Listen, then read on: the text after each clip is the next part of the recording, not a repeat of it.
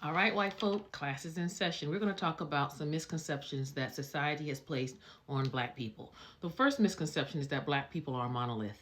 That means that all blacks are the same. Black people are incredibly diverse. We are diverse. We all come from various walks of life.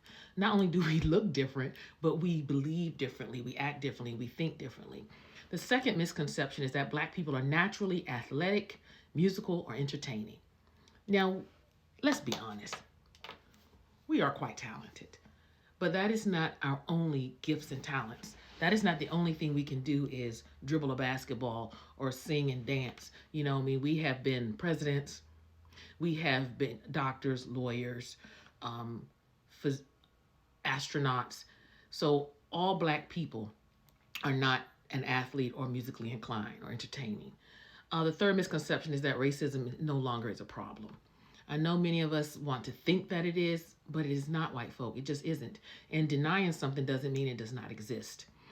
Systemic racism persists in various forms, including disparities in education, housing, healthcare, and criminal justice. So saying racism doesn't exist anymore invalidates the lived experiences of us black people. It just does. Because you might not experience it, doesn't mean we don't. You don't walk in our footsteps. And I, as a black person, I'm telling you, prejudice, racism, and bigotry does exist. The fourth misconception about black people is that we are angry and aggressive. The stereotype silences black voices. A lot of times as an African American, many times, especially like in an office environment, I have found myself not even speaking up on certain topics because I'm like, okay, if I rebuttal or if I say something back, these white folk won't say I'm being aggressive. And I don't have time or the energy to sit here and argue with this person. I just don't. So sometimes there are certain instances where I'm just like, you know what, I'm going to just let it slide. But black people, we have a passion and assertiveness, and it's a response to, it's basically like a survival response in many cases because we just are on 10 all the time. We're on edge. We don't know when something's going to jump off.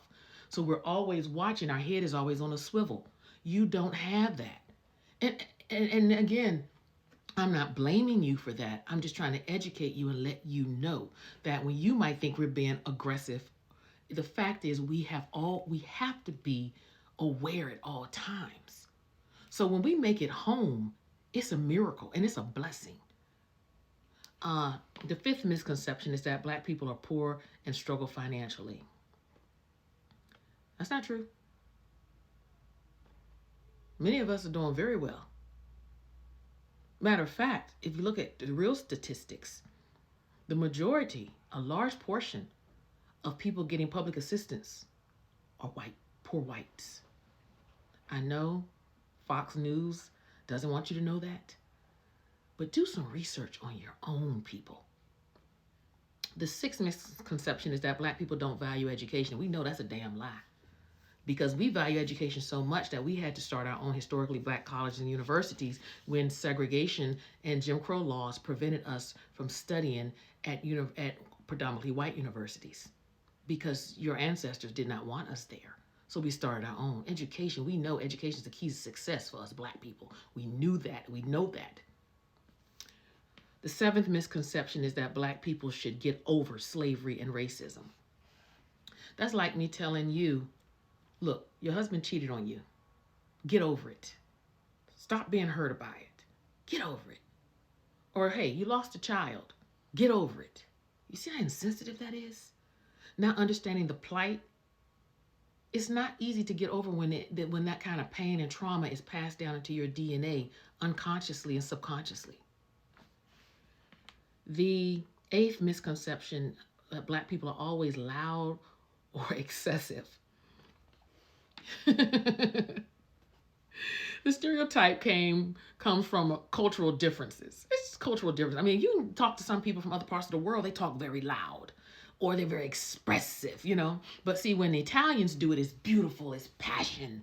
But when blacks do it, it's looked down upon as loud and aggressive and rowdy and blah, blah, blah. You see? The ninth misconception is that black people only vote Democrat or share the same political views. And we see that in this election that is not the case. Many blacks vote, quite a few voted for Trump, but I'm not even going to get into that. The 10th one, a misconception, is that affirmative action gives black people unfair advantages. I am here to tell you it does not. It did not. Diversity, equity, and inclusion just allowed us to have the opportunity to get to the table. But we could not eat unless we all had the same qualifications, or even more so. The 11th misconception is that black fathers are absent. That's a damn lie. I had both my parents in my house, and matter of fact, all the my neighbors in my neighborhood had a mother and a father. You see what I'm saying? The stereotypes, what they want you to believe. And that's why you looking down on us. Read a book. Listen to me. All right. The 12th misconception that I came up with is that black people are overly reliant on government aid. Again, I just told you statistics about poor whites. People of all races use government assistance. You'd be a fool not to if you get down and out. I remember one time my husband lost his job, and I have a master's degree, and my husband is a Marine, as well as he works has HVAC experience, and just an amazing electrical engineer. And he lost his job. I had to get on public assistance because I'm a survivor. I'm not an idiot. But it didn't stay on it. It helped float us till he got another job. And we were able to build, and we built us a home, and the rest is history. Misconception 13, reverse racism is a valid concern. Racism is a system of power and privilege that historically and systematically benefits white people. While prejudice against any race exists, reverse racism ignores the structural and institutional advantages afforded to white people. So many of you all are talking about reverse racism. You're not really understanding what reverse racism is. Many of you don't even understand what racism is. So that's why I'm sitting here trying to educate you. The 14th misconception about black people is that black people are resistant to hard work. We know that's a damn lie. That started on a plantation when the white master kept calling us shiftless, lazy, because we weren't working fast. My ancestors weren't working fast enough in his cotton fields or rice fields because his white ass was too lazy to get him, his white wife, his white children out there and work the land of damn self.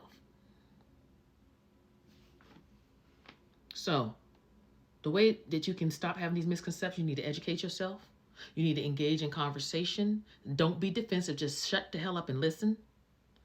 Ask questions, challenge stereotypes, amplify black voices, support black-led movements, businesses, initiatives, and acknowledge that privilege, the white privilege that I spoke about before, exists. Again, white privilege has nothing to do with you being rich. It has to do with you had a further starting point to the finish line than I or my ancestors. That's it. So those are some common misconceptions you may have about black people.